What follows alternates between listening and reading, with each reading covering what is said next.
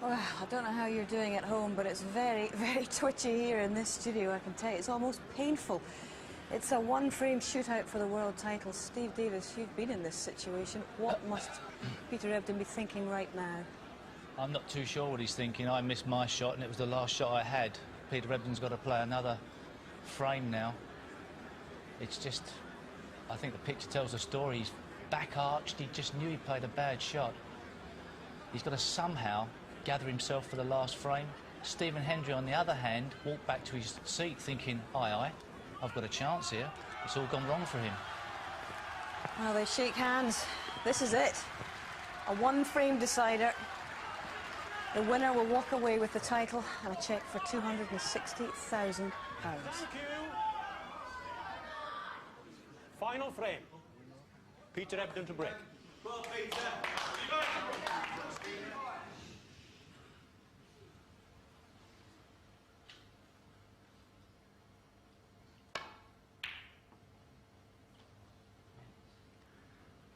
Peter Ebdon breaks off deciding frame with the knowledge that it shouldn't be one. He should have won it by now. Can he put that out of his mind and concentrate on the task ahead? I know they won't be thinking about the money, John, but this one frame is a difference of £108,000 on one frame of snooker. 260 for the winner, 152 for the runner-up, but more importantly, the title of world champion, 2002.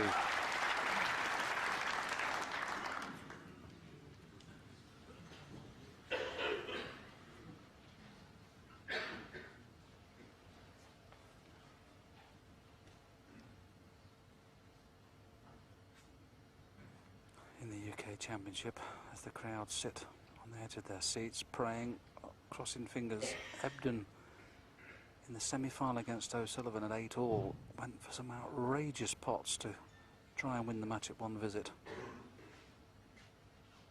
I only hope he doesn't try and out-pot Stephen Hendry in this last frame.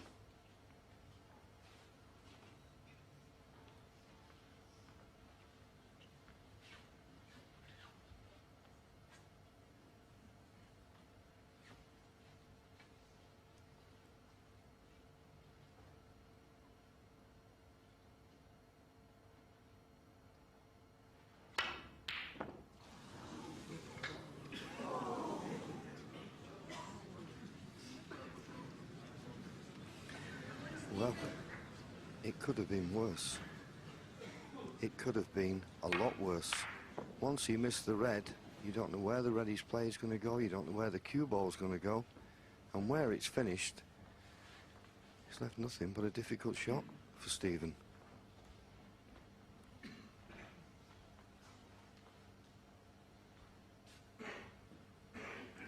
Coming round to have a look to see if the black goes in the right corner, so maybe he's got a red into the left corner, but being that close to the cushion, it's not going to be easy, as you can see.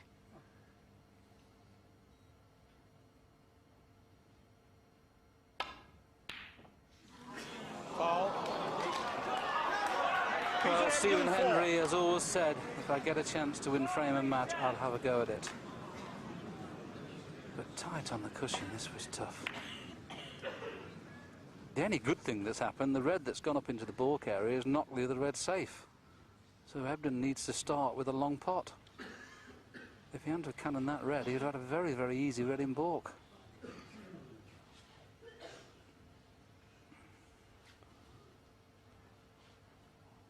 He's potted a vast amount of these when he's played them at pace. But he's playing with check side. He's playing with check side for some unknown reason. Why the check side?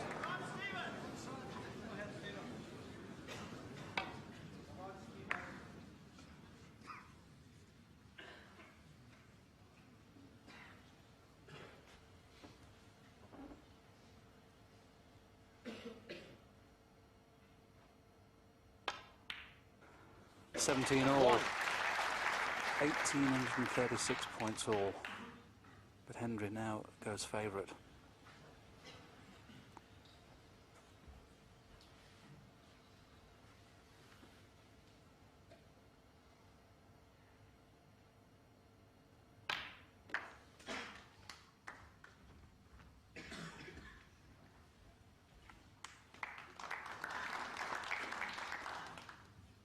6.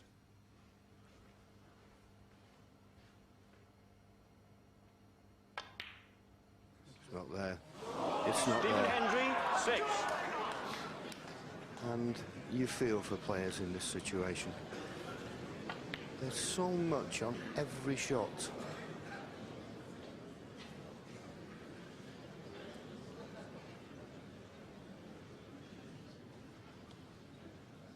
It's a battle of nerves in the true sense of the word. And this is exactly the same shot that he just missed before. He's going to have to play this one with check side. Otherwise, he'll be going into that pack below the pink. And he might be trying to screw it in and just hope he gets a good cannon.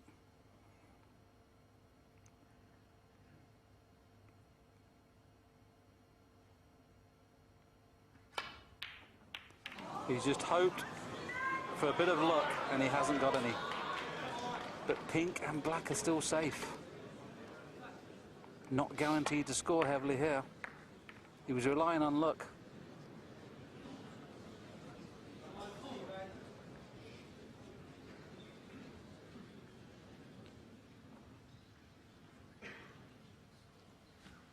Well, can he bring the pink into play here? I think he possibly could. That's what he tried to do, but it hasn't worked. 1. Good pot needed. Yes, and a difficult pot. A blue he'd go for, and you'd fancy him to knock it in, but these aren't normal circumstances now. Didn't even get on your jaws. Stephen Hendry, 1. This is the survival of the fittest here. Gentlemen, please. They're trying to finish a sporting contest. Don't yell out at them. You'll ruin the game. Thank you. John Williams is trying to get the crowd. I mean, you can't blame the crowd, in fairness. This has got exactly the same as the 85 championship. All of a sudden, there was chances from both players. The tension, it was a really long frame, that 85 final frame. I think this is going to be a long frame now because blue, pink and black are out of commission.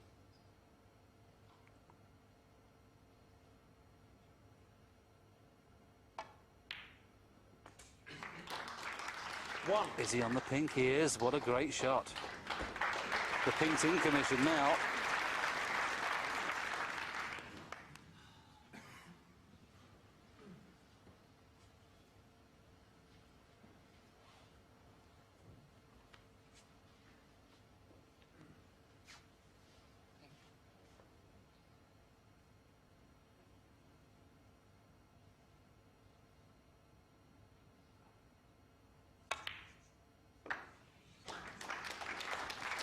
The advantage for Peter Ebdon here is that the pink spot is not available, so the highest available is the 7. black, and it looks as though it would go in the left corner pocket.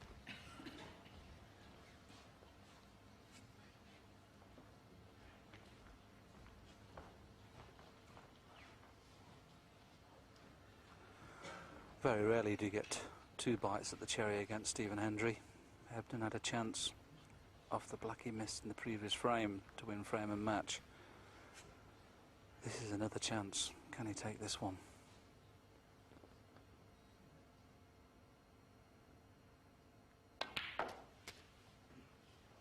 Eight.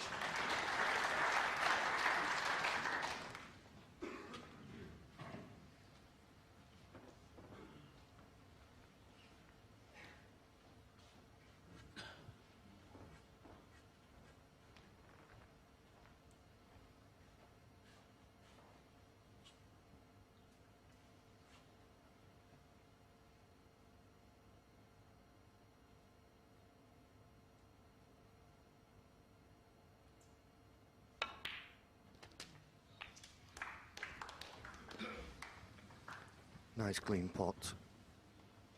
14.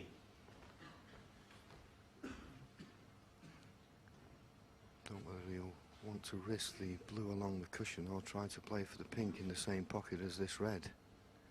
The easiest positional shot is the blue along the cushion. And that's what he's played 15. for. There's nothing easy now. As we all know, we've seen the misses. Stephen Hendry. Well, he's had 2 good chances in this frame. Not going on about frame winning chances. I'm going to maybe build up a lead of 40 or 50 points. He's now got to sit there and wonder how many he's going to be behind when he gets back to the table. If he gets back to the table.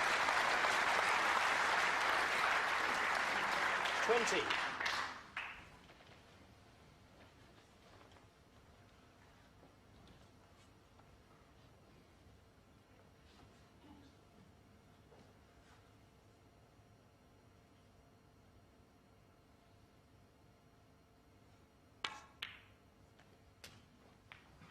$21.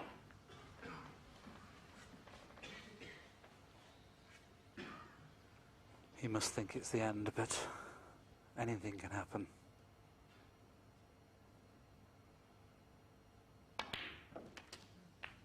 Ebdon purposely leaving that red on the pink spot just to make it a little bit easier with break building purposes. 27. You can't blame him for having the cue ball clean. He doesn't want to kick at this stage.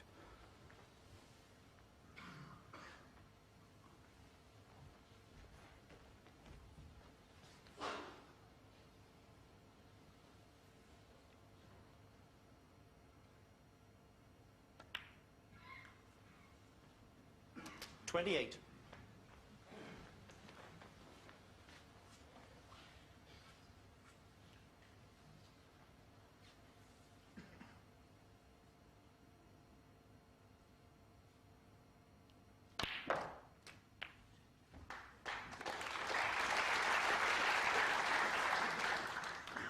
I've seen 34. Stephen like that before in the last frame when he thought it was over.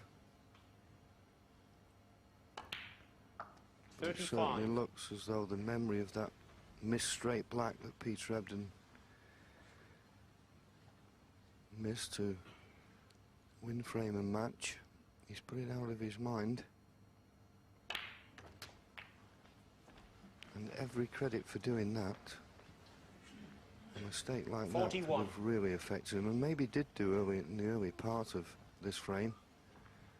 But he got a second chance, and he's making the most 42. of it. Every credit.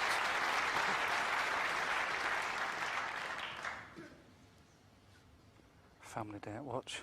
Denise is staying there till the very end. How close could that end be? 47. 44 ahead, 75 remaining. So still quite a bit of work to do, and the reds, well, this one obviously is easy, so there's not going to be an easy red after this. Maybe the one to the right of the black he could play to get on after this red and the pink, but he'll need more than that.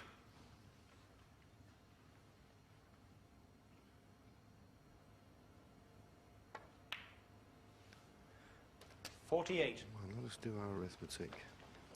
45 points in front. The pink, 51. Still a possible 67 left at the moment. He's played a good positional shot there.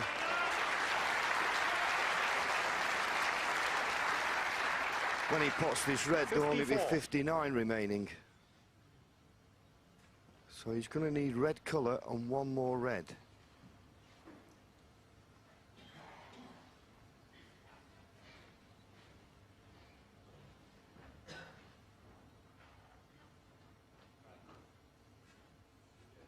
Just wonder whether one of the reds in baulk will go, because he can get onto the blue if he off this red and then just stun down and leave the white tight on that baulk cushion.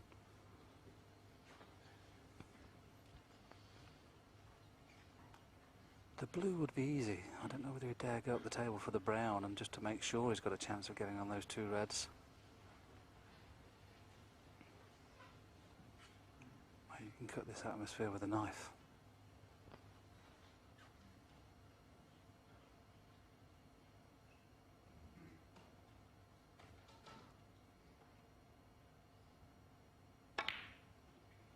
55. I think he's played for the brown, but is it too hard? Now, will that stop him getting on a Reading balk? I think it will. Another glance at the scoreboard.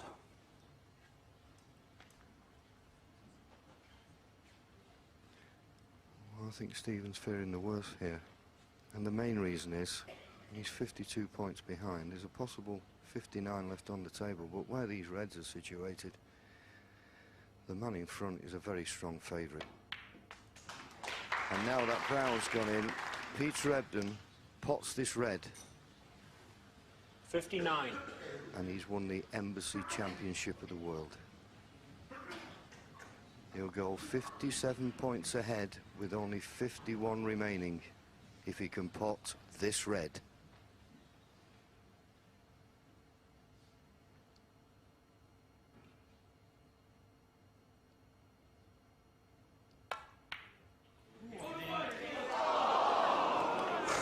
Peter Ebdon, 59. We could see before he could that wasn't in. Just caught the near jaw first.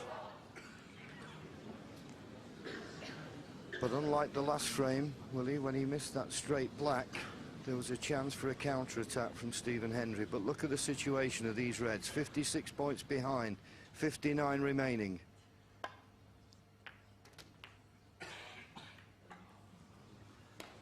Well, that's a nice kiss, but well, it's impossible for him to clear the table at this visit.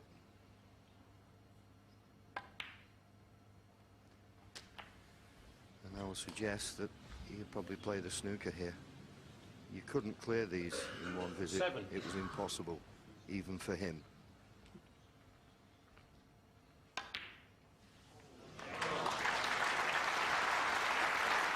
Stephen Hendry, 7. But a very good snooker.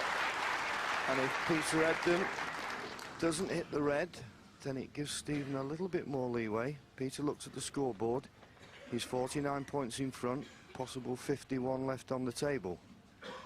If he didn't hit the red, well, he'd only be 45 ahead with 51 left, so it gives Stephen a bit more of a chance. When he pots the red, he doesn't have to go for blacks. So he needs to hit this. And of course, remember, if he doesn't, miss would be called.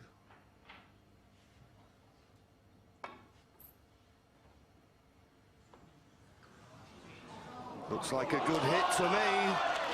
Great shot.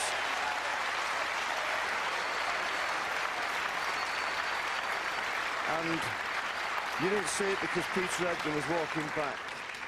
Stephen Hendry tapped the table to say well played. In these circumstances, I don't think you need to say any more about the sportsmanship of Stephen Hendry. Where's this white going? Foul. It's gone in. Well, that's Peter unbelievable. Ebdon, He was 4. trying to bring the black into play. He was trying to just clip off this red, bring the black into play. He's now gone 53 points behind with 51 remaining. Ebdon's one pot away from victory. Well, that's incredible. I think he was trying, as you say, bring the black into play. And I think if Peter Ebdon pots this red, Stephen Hendry would concede.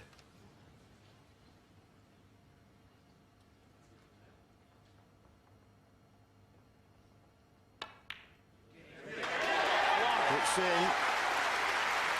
Well, Stephen hasn't come to the table. He'll give Peter his moment of glory, and that's what it is now. He's 54 points in front. There's only 43 left.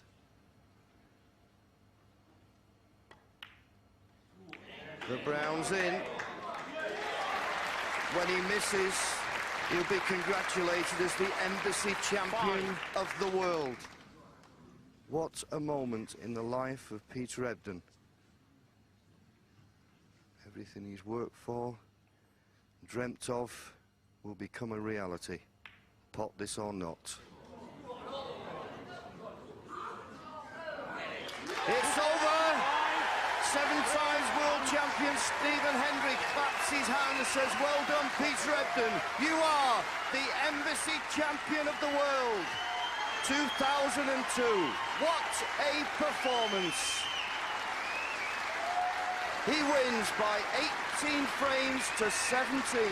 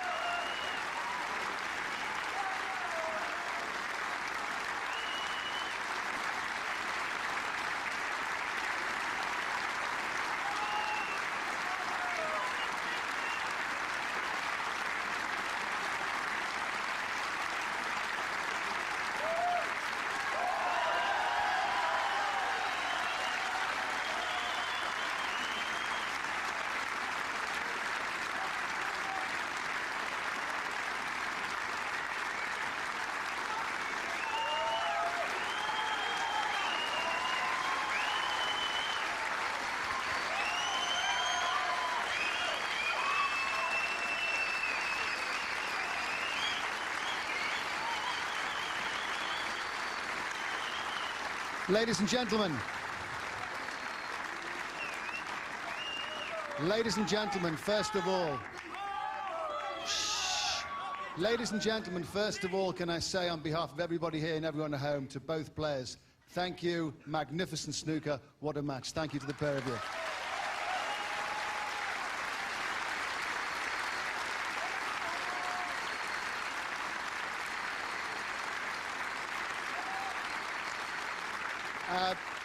Peter, can we invite you to say a few words to everyone here and to the nation? Now, congratulations, first of all. Now, you have been known to get quite excited here down the years. Are you holding it together okay at this stage? Just about. I'm trying very hard, but just about. Can you tell me what is the biggest factor you feel in your crusade and the way you've been able to get yourself into this position to be the Embassy World Champion? I just worked very, very hard this year. To be honest, I've worked harder than I've ever done. You know, I worked very hard at my game. I've been working on one or two things in particular with my coach, Hendry. And if it wasn't for Chris's help, there's no way I could have won this tournament. He changed my game 3 or 4 seasons ago. And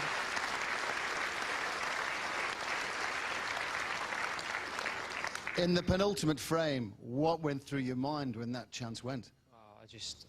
I was up on the black even before I'd hit it, and you know it was a pathetic thing to do, really. But I just really thought that Stephen would clear up. He had a couple of chances in the final frame, and I honestly thought I'd blown it. But it just goes to show, you know, there's a lot of pressure out there, and I've had a fabulous time. I really enjoyed, especially my last couple of matches, and it's an honour and a privilege for me to be competing on the same table as Stephen. He's been an outstanding ambassador for our sport.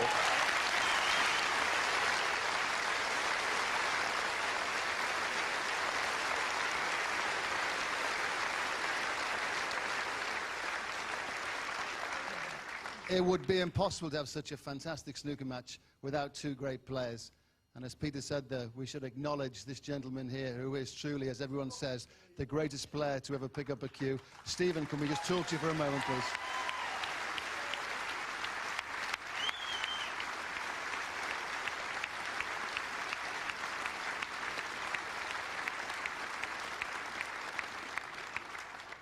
Everybody understands the absolute disappointment you're feeling at the moment, but what a match to be involved in. Yeah, it was obviously coming in this morning. I was 10-6 down and really I had a good session to get back into the match coming in tonight, and tonight it was anybody's, to be honest.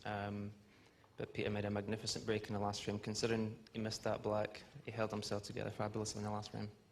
You set the standards. What motivates you to continue on and try and set more standards and beat your own records?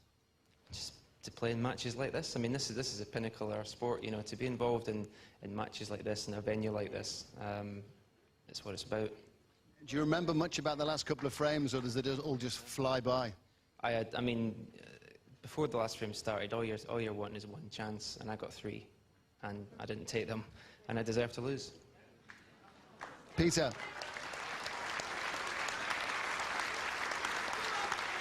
Stephen, magnificent dignity as ever. Peter, can I just ask you what emotions you're going through the moment, sort of joining the list of all-time greats? To be honest, it means the world to me. It's it's what I've been working for and dreaming about for the last 17 years. I must be a very slow learner, but I got there in the end. Now,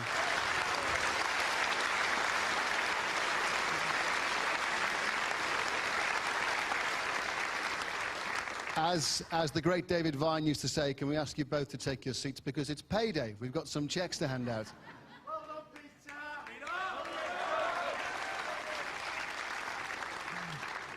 Ladies and gentlemen, the presentation party will consist of Graham Blashill, the Managing Director, UK of Imperial Tobacco Limited, accompanied by Jason Ferguson, Chairman of World Snooker, and Mr. Peter Dyke from World Promotions. The runner-up receives a cheque for £152,000, and I'm sure you'd acknowledge his performance and the stature of the man, Stephen Hendry.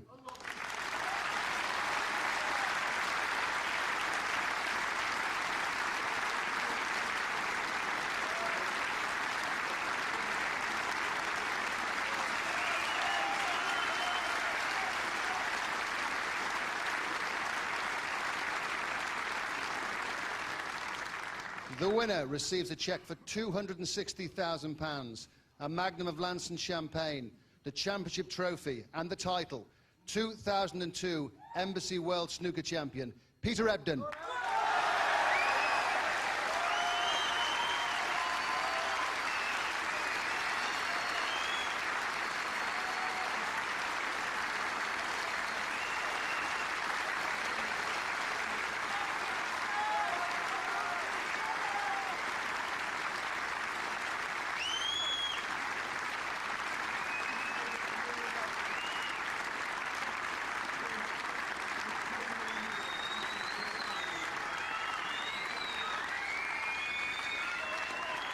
The Embassy World Snooker Champion, Peter Ebdon.